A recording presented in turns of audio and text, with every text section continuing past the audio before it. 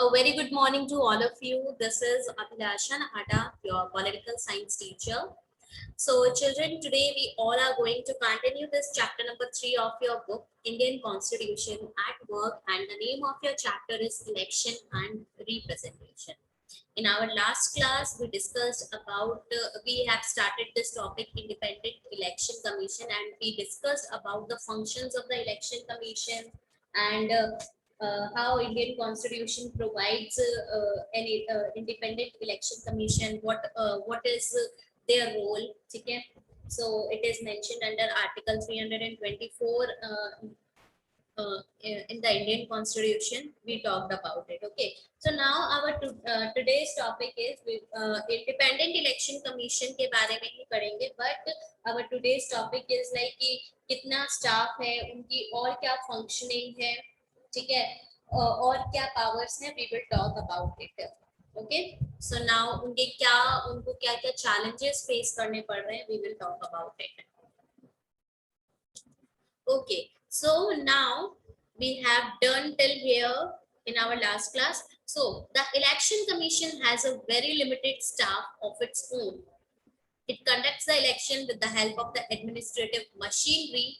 However, once the election process has begun, the commission has control over the administration as far as election related work is concerned. During the election process, the administrative officers of the state and the central government are assigned election-related duty, and in this respect, the election commission has full control over them. The election commission can transfer the officers or stop their transfers. It can take action against them for failing to act in a non-partisan manner.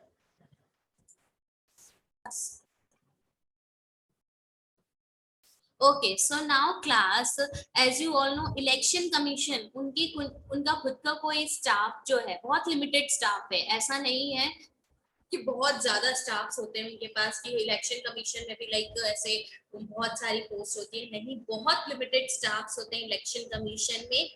Whenever election conducts, तो जब भी election conduct होते हैं, आपने observe किया होगा आपके near by जितनी भी नियर बाई आपने ऑब्जर्व किया होगा, आपके सराउंडिंग्स में ऑब्जर्व किया होगा कि जब भी इलेक्शंस होते हैं तो जो गवर्नमेंट स्कूल्स में या कोई गवर्नमेंट ऑफिसेज में या कोई आसपास के स्कूल में जो है पोलिंग होती है, ठीक है, और वहां पे आप देखते हो कि स्कूल स्टाफ जो होता है एज अ इलेक्शन ड्यूटी दे रहा होता है, ठीक है. या फिर अभी आपने सुना होगा कि बहुत सारे जैसे आपके पेरेंट्स हैं, ठीक है, लास्ट ईयर जब म्यूनिसिपैलिटी के इलेक्शंस थे, सॉरी पंचायत के इलेक्शंस थे, तो काफी पेरेंट्स से मैंने सुना था कि मैम हम लोग अभी ड्यूटी पे, तो उनका election commission, proper election commission में उनकी ड्यूटी नहीं होती है, बट उनकी ड्यूटी क्या है, वो एक गवर्नमेंट ऑफिसर है.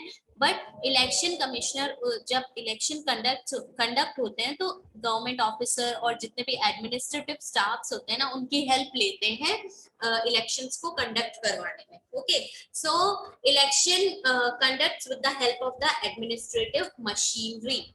Once the election process has begin, the जो कमीशन है, जब भी एक बार इलेक्शन का प्रोसेस एक बार स्टार्ट हो जाता है तो जो कमीशन है उनका कंट्रोल, पूरा कंट्रोल होता है एडमिनिस्ट्रेटिव स्टाफ पे, ठीक है. जितने भी इलेक्शन रिलेटेड जितना भी वर्क होता है, जितना भी election related whatever the election related work is concern, वो सारा कंट्रोल, सारी पावर अथॉरिटेटिव किसके पास होती है, इलेक्शन कमीशन के पास होती है.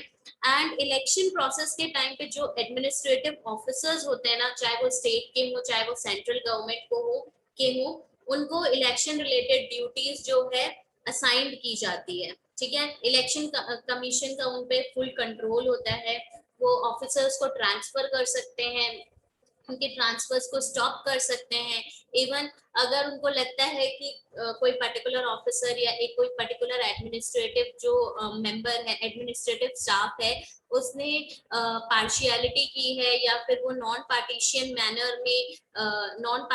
मैनर में उसने वर्क नहीं किया है, तो उसके अगेंस्ट वो एक्शन भी ले सकता है, ठीक है. सो नाउ एक क्वेश्चन अगर अराइज होता है कि इलेक्शन कमीशन कैसे इलेक्शन कंडक्ट करवाता है, किसकी हेल्प से इलेक्शन कंडक्ट करवाता है, तो एडमिनिस्ट्रेटिव मशीनरी, एडमिनिस्ट्रेटिव स्टाफ की हेल्प से वो इलेक्शन कंडक्ट करवाता है इलेक्शन कमीशन। ठीक है, वन मोर क्वेश्चन जो बहुत मतलब मुझसे पूछा जाता है कि बच्चे पूछते हैं कि मैम हर एक स्टेट में एक ही बार में इलेक्शंस क्यों नहीं हो जाते हैं। ठीक है, जो जनरल इलेक्शंस, बाई इलेक्शंस आपने पढ़े हैं अपने 9th क्लास में आपने पढ़ा होगा। ठीक है, अभी पढ़ेंगे हम। तो वो एक मतलब कि एक जिस दिन एक ही पर्टिकुलर डे को क्यों नहीं सारे स्टेट्स के इलेक्शन होते हैं। तो ये इसलिए नहीं होता है बेटा कि एक तो फर्स्ट ऑफ ऑल जो हमारा इलेक्शन कमीशन है उनका खुद का जो स्टाफ है, ठीक है, वो बहुत लिमिटेड स्टाफ है। प्लस वो किसकी हेल्प से इलेक्शन कंडक्ट करवा रहे हैं, वो इलेक्शन कंडक्ट करवा रहे हैं with the help of the administrative staff. तो ये बहुत बड़ा रीजन है कि इलेक्शन कमीशन जो है वो एक पर्टिकुलर डे पे इलेक्शन नहीं कंडक्ट करवा सकते हैं, अलग अलग डे पे, अलग अलग डे, अलग अलग टाइम पीरियड पे वो इलेक्शन कंडक्ट करवाते हैं, क्योंकि एडमिनिस्ट्रेटिव स्टाफ तो लिमिटेड ही होगी ना। ठीक है, तो और जब जहाँ पे भी इलेक्शन होता है वहां पे पुलिस की, एडमिनिस्ट्रेटिव स्टाफ की बहुत ज्यादा जरूरत होती है। Okay, so now our next paragraph is, over the years, Election Commission of India has emerged as an independent authority which has asserted its power to ensure fairness in the election process. It has acted in an impartial and unbiased manner in order to protect the sanctity of the electoral process. The record of Election Commission also shows that every improvement in the functioning of institution does not require legal or constitutional change. It is widely agreed that the Election Commission is more independent and assertive now than it was still 2500 years ago. This is not because the power and constitutional protection of the Election Commission has increased. The Election Commission has started using more effectively the powers it always had in the Constitution. Okay, so now Election Commission, the Election Commission of India जो है time to time, ठीक है, क्या है जो ये independent body है time to time और ज्यादा इंडिपेंडेंट होती जा रही है, और वो अपने पावर्स का बहुत फ्रूटफुली यूज लेती है एंड चेक करती है जो इलेक्शन प्रोसेस है फेयरली, इलेक्शन प्रोसेस में फेयरनेस है कि नहीं है। बहुत ही इम्पार्शियल और अनबायस्ड मैनर में जो है इलेक्शन कमीशन वर्क करती है, वो चेक करती है, वो प्रोटेक्ट करती है कि जो इलेक्टोरल प्रोसेस है उसकी हम सेक्रेडनेस को, सैंक्टिटी को प्रोटेक्ट करके रखें। ठीक है, उसमें कोई अनफेयर चीजें नहीं होनी चाहिए। ठीक है, पार्शियलिटी नहीं होनी चाहिए, वो उसकी सेक्रेडनेस को, उसकी ऑनेस्टी को, ट्रस्ट को, सैंक्टिटी को, ठीक है, जैसे गीता, ठीक है, for Hindus Gita is like sacred book. ठीक है, उससे ज्यादा मतलब सेक्रेड कुछ नहीं होता, गंगा से ज्यादा सेक्रेड कुछ नहीं होता हिंदूज के लिए। Just like that electoral process में फ्रीनेस एंड फेयरनेस क्या है, एक सैंक्टिटी है। ओके, और इवन इलेक्शन कमीशन जो है मतलब इम्प्रूवमेंट जो भी हमने देखी है, या फिर लास्ट 25 ईयर से इलेक्शन कमीशन और इंडिपेंडेंटली और असर्टिव और अथॉरिटिवली वर्क कर रहा है। वाई? इसलिए नहीं कि उसमें कॉन्स्टिट्यूशनल चेंजेस आए हैं, क्योंकि अब वो जो पावर्स कॉन्स्टिट्यूशन ने ऑलरेडी दे रखी थी इलेक्शन कमीशन को, वो इलेक्शन कमीशन अब और ज्यादा इफेक्टिवली क्या कर रहा है, उस पावर्स का यूज कर रहा है। So since 1951, 17 Lok Sabha election has been held. ठीक है, till now 17 Lok Sabha elections have been held. Many more state assemblies elections and by-elections have been conducted by the election commissions. Now you all are like very much aware about it कि ma'am state assembly election, ठीक है, या फिर by-election एक term है, क्या होता है इसका मतलब पढ़ा है आपने? कोई बताएगा मेरे को what is the meaning of by election? क्या होता है by election? What is by election? Anybody?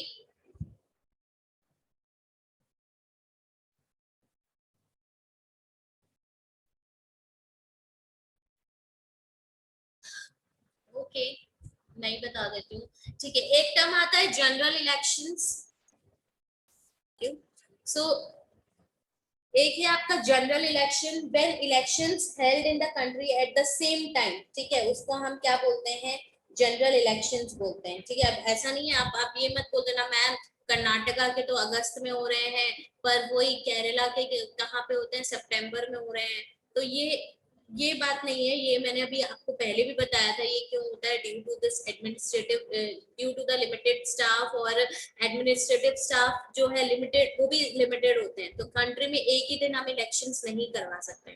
ठीक है, तो जनरल इलेक्शंस क्या होता है, when elections held in all the constituencies at the same time, either on the same day or within a few days, it is called general election. For example, Lok Sabha elections हो रहे हैं, ठीक है, और वो राजस्थान के लिए, राजस्थान में भी अलग अलग दिन होते हैं, राजस्थान के लिए, वो उत्तर प्रदेश के लिए, कर्नाटक, ऑल द स्टेट्स के लिए जो है जनरल इलेक्शन हो गया, कुछ दिनों में हो गया, महीने भर के अंदर सारे स्टेट्स के इलेक्शंस जो हैं हेल्ड हो चुके हैं। ठीक है, बट बाई इलेक्शन क्या होता है, वो एक पर्टिकुलर पोजीशन के लिए हो रहा है ना, बट बाई इलेक्शन में क्या हो रहा है, बाई इलेक्शन में फॉर एग्जांपल किसी एक एमपी की डेथ हो गई, ठीक है, तो वो सीट वेकेंट हो जाती है, या फिर कोई एक कॉन्स्टिट्यूएंसी डिसॉल्व हो जाती है, ठीक है, वो क्या कर देते हैं उसमें, रिजाइन कर देता है, जो कोई भी एक रिप्रेजेंटेटिव है वो अपनी पोस्ट से रिजाइन कर देता है, तो उस टाइम पे उस वेकेंट सीट को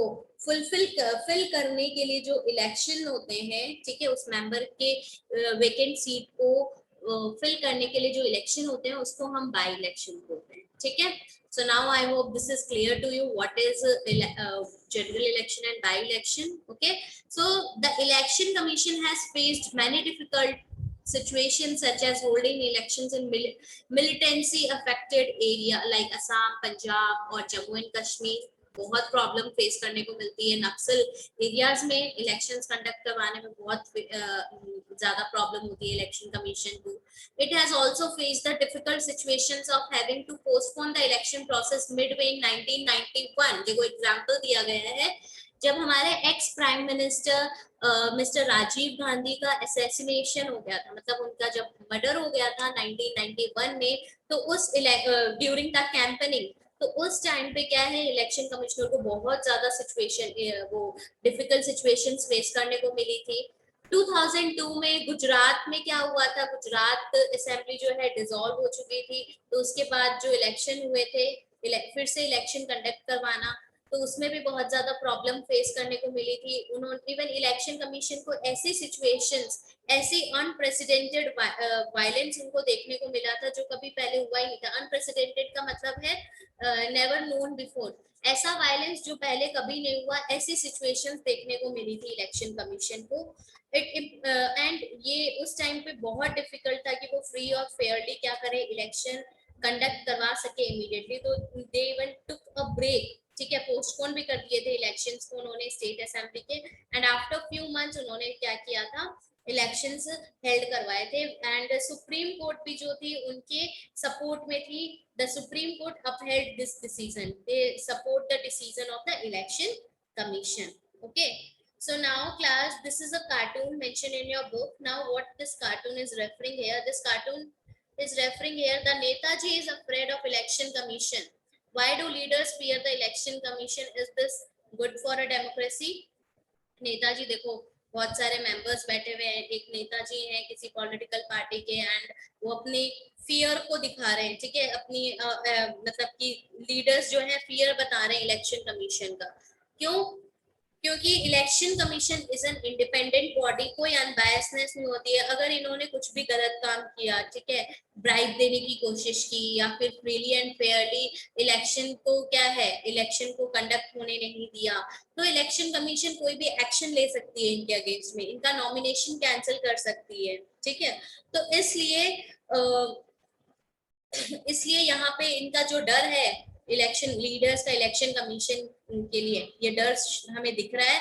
and this is good for democracy, because अगर जो पॉलिटिशियंस हैं अपने अकॉर्डिंग और पार्शियलिटी से इलेक्शंस को कंडक्ट करेंगे तो वो डेमोक्रेसी नहीं कराएगी। और इंडिपेंडेंट इलेक्शन कमीशन क्या करती है, हेल्प करती है कि फ्रीली और फेयरली जो है इलेक्शन जो है कंडक्ट हो, वही election. And I already told you, free and fair election is the heart of the democracy। ठीक है, फ्री एंड फेयर इलेक्शन ही एक आप बोलते हैं ना, जैसे बॉडी के लिए हार्ट इंपॉर्टेंट होता है, वैसे सारे ऑर्गन्स इंपॉर्टेंट होते हैं, बट हार्ट सबसे ज्यादा इंपॉर्टेंट होता है। जस्ट लाइक दैट एक डेमोक्रेसी के लिए free and fairness of election, ठीक है, वो बहुत इंपॉर्टेंट होता है। नहीं तो यू कैन से कि वो अगर फ्रीली और फेयरली आपका इलेक्शन कंडक्ट नहीं हो रहा तो आप क्या कर रहे हो, डेमोक्रेसी, वो डेमोक्रेसी डेमोक्रेसी नहीं कहलाएगी, ठीक है। So now watch out, winning the election is going to be tough. We will have to face new situations like the code of conduct, free and fair polling, strict election commission strict rules and regulations बताती है, ठीक है। Code of conduct issue करवाती है जिससे कि ये जो लीडर्स हैं उनको फॉलो करना होता है, ठीक है। तो नाउ यहाँ पे इसलिए ये एफर्टनेस अपना दिखा रहे हैं, क्योंकि इलेक्शन अगर इन्होंने फ्री पोलिंग नहीं करवाई या फ्रीली इलेक्शंस नहीं इलेक्ट होने दिए तो इससे प्रॉब्लम अराइज हो सकती है, इलेक्शन कमीशन नॉमिनेशंस कैंसिल कर सकती है। Okay, so class, this is all about today. Thank you so much for joining the class, and in our next class we will discuss about our last topic of this chapter, that is electoral reforms. Okay, and after that we will conclude this chapter while talking about the success of election commission in India. Okay, go through the topic, and if you face any problem do let me know. Please take care of yourself. Happy learning. Bye bye, take care.